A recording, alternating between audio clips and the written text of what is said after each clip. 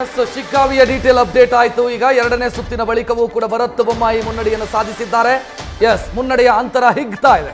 1139 ಮತಗಳ ಅಂತರದಲ್ಲಿ ಮುನ್ನಡೆಯಲಿದ್ದಾರೆ. 11185 ಭರತ್ ಬೊಮ್ಮಾಯಿ ಪಡೆದಂತಹ ಓಟು, ಯಾಸಿರ್ ಖಾನ್ ಪಠಾಣ್ 10,046. ಆ ಮೂಲಕ ಭರತ್ ಬೊಮ್ಮಾಯಿ ಅವರ ಮುನ್ನಡೆಯ ಅಂತರ ಹೆಚ್ಚುತ್ತಾ ಇದೆ, ಹಿಗ್ಗುತ್ತಾ ಇದೆ. 1139 ಮತಗಳ ಅಂತರದಲ್ಲಿ ಬಿಜೆಪಿ ಅಭ್ಯರ್ಥಿ ಭರತ್ ಬೊಮ್ಮಾಯಿ ಮುನ್ನಡೆಯನ್ನು ಸಾಧಿಸ್ತಾ ಇದ್ದಾರೆ.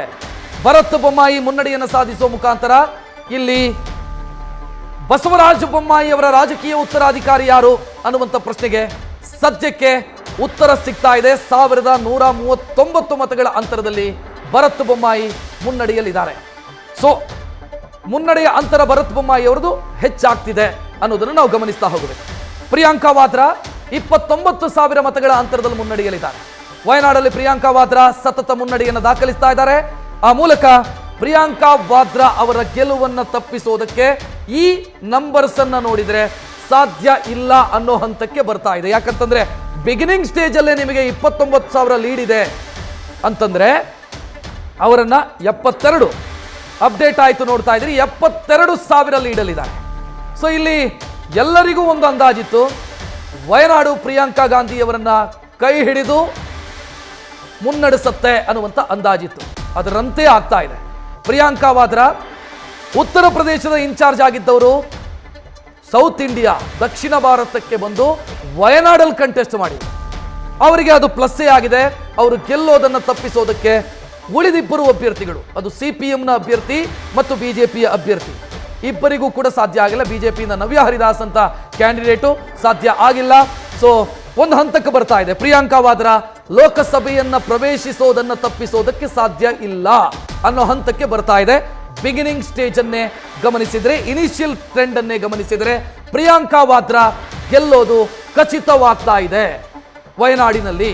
ಆ ಮೂಲಕ ಲೋಕಸಭೆಯಲ್ಲಿ ಸಹೋದರ ಸಹೋದರಿ, ರಾಜ್ಯಸಭೆಯಲ್ಲಿ ತಾಯಿ, ಸೊ ತಾಯಿ ರಾಜ್ಯಸಭೆಯಲ್ಲಿ, ಮಕ್ಕಳು ಲೋಕಸಭೆಯಲ್ಲಿ ಸದಸ್ಯರಾಗಿ. ಈಗ ಒಂದು ಅಪ್ಡೇಟ್, ಚನ್ನಪಟ್ಟಣದಲ್ಲಿ ನಿಖಿಲ್ 800 ಮತಗಳ ಅಂತರದಲ್ಲಿ ಮುನ್ನಡೆಯಲಿದ್ದಾರೆ. 800 ಮತಗಳ ಅಂತರ. ಸೊ ಅವರ ಮುನ್ನಡೆಯ ಅಂತರ ಇನ್ಕ್ರೀಸ್ ಆಯಿತು. ಗಮನಿಸ್ತಾ ಇದ್ರಿ, 100 ಚಿಲ್ಲರೆಯಲ್ಲಿತ್ತು, 135 ಚಿಲ್ಲರೆ ಓಟಲ್ ಅವರು ಮುನ್ನಡೆಯಲ್ಲಿದ್ದರು. ಈಗ 800 ಮತಗಳ ಅಂತರದಲ್ಲಿ ನಿಖಿಲ್ ಕುಮಾರಸ್ವಾಮಿ ಮುನ್ನಡೆಯಲ್ಲಿದ್ದಾರೆ. ಅವರ ಮುನ್ನಡೆಯ ಅಂತರ ಹೆಚ್ಚುತ್ತಾ ಇದೆ. ಎರಡನೇ ರೌಂಡ್ ಕೌಂಟಿಂಗ್ ಚಾಲ್ತಿಯಲ್ಲಿದೆ. ಚನ್ನಪಟ್ಟಣದಲ್ಲಿ ನಿಖಿಲ್ ಕುಮಾರಸ್ವಾಮಿ 800 ಮತಗಳ ಮುನ್ನಡೆಯಲ್ಲಿದ್ದಾರೆ ಅನ್ನೋ ಡೀಟೇಲ್ ಸಿಗ್ತಾ ಇದೆ. ಕಾಂಗ್ರೆಸ್ನ ಅಭ್ಯರ್ಥಿ 20,128 ಮತಗಳನ್ನ ಪಡೆದಿದ್ದಾರೆ. ಮತ್ತೊಂದು ಕಡೆ ಅಪ್ಡೇಟ್ಸ್ ನ ಗಮನಿಸ್ತಾ ಇದೀವಿ. ಮೂರನೇ ಸುತ್ತಿನ ಮತ ಎಣಿಕೆಯಲ್ಲಿ ಚನ್ನಪಟ್ಟಣದ ಡೀಟೇಲ್ಸ್ ನಮ್ಗೆ ಸಿಗ್ತಾ ಇರೋದು 843 ಮತ, ಎಕ್ಸಾಕ್ಟ್ 843 ಮತಗಳ ಮುನ್ನಡೆಯನ್ನ ಸದ್ಯ ಕಾಯ್ದುಕೊಂಡಿದ್ದಾರೆ ನಿಖಿಲ್ ಕುಮಾರಸ್ವಾಮಿ. ಅಲ್ಲಿಗೆ ಮತಗಳ ಅಂತರವನ್ನ ಹೆಚ್ಚಿಸಿಕೊಳ್ತಿದ್ದಾರೆ ನಿಖಿಲ್ ಕುಮಾರಸ್ವಾಮಿ ಅವರು. ಮೂರನೇ ಸುತ್ತಿನಲ್ಲಿ ನಿಖಿಲ್ ಕುಮಾರಸ್ವಾಮಿ ಅವರು ಕಾಯ್ದುಕೊಂಡಿರುವಂತಹ ಅಂತರ ಇದು. ಅಲ್ಲಿಗೆ ಚನ್ನಪಟ್ಟಣದಲ್ಲಿ ಹಾವು ಏಣಿಯ ಆಟ ಮುಂದುವರೆದಿದೆ. ಆದ್ರೆ ಮತಗಳ ಅಂತರ ಹೆಚ್ಚು ಮಾಡಿಕೊಳ್ಳುವಲ್ಲಿ ನಿಖಿಲ್ ಕುಮಾರಸ್ವಾಮಿ ಅವರು ಸಕ್ಸಸ್ ಆಗಿರೋ ರೀತಿ ಕಾಣಿಸ್ತಾ ಇದೆ. ಸದ್ಯದ ಅಪ್ಡೇಟ್ಸ್ ನ ಗಮನಿಸುವುದೇ ಆದ್ರೆ 800ಕ್ಕೂ ಹೆಚ್ಚು ಮತಗಳ ಅಂತರ ಮೂರನೇ ಸುತ್ತಿನಲ್ಲಿ. ಸಂಡೂರಿನ ಅಪ್ಡೇಟ್ಸ್ ನ ಗಮನಿಸ್ತಾ ಇದ್ದೀವಿ. ಅನ್ನಪೂರ್ಣ ತುಕಾರಾಂ ಸತತವಾಗಿ ಮುನ್ನಡೆಯನ್ನ ಕಾಯ್ದುಕೊಂಡಿದ್ದಾರೆ. 1001 ಮತ ಗಮನಿಸಬೇಕು.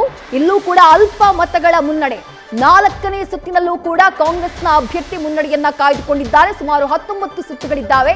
20,000ಕ್ಕೂ ಹೆಚ್ಚು ಮತಗಳನ್ನ ಪಡ್ಕೊಂಡಿದ್ದಾರೆ ಅನ್ನಪೂರ್ಣ ತುಕಾರಾಂ. ಹಾಗೆ 19,127 ಮತಗಳು ಬಿಜೆಪಿಯ ಅಭ್ಯರ್ಥಿ ಬಂಗಾರು ಹನುಮಂತು ಅವರಿಗೆ ಸಿಕ್ಕಿದೆ. ಅಲ್ಲಿಗೆ ಮತಗಳ ಅಂತರ ಎಷ್ಟು ಅಂತ ಕೇಳಿದ್ರೆ ಗಮನಿಸ್ತಾ ಇದ್ದೀರಿ, 1001 ಮತ. ಅಲ್ಪ ಮತಗಳ ಮುನ್ನಡೆ ಅಂದ್ರೆ ಫೈಟ್ ಬ್ಯಾಕ್ ಮಾಡುವಲ್ಲಿ ಬಂಗಾರು ಹನುಮಂತು ಸಕ್ಸಸ್ ಆಗಿದ್ದಾರೆ. ನ್ಯೂಸ್ ಫಸ್ಟ್, ನಿರ್ಭೀತಿಯಿಂದ ನಿಮ್ಮ ಪರವಾಗಿ.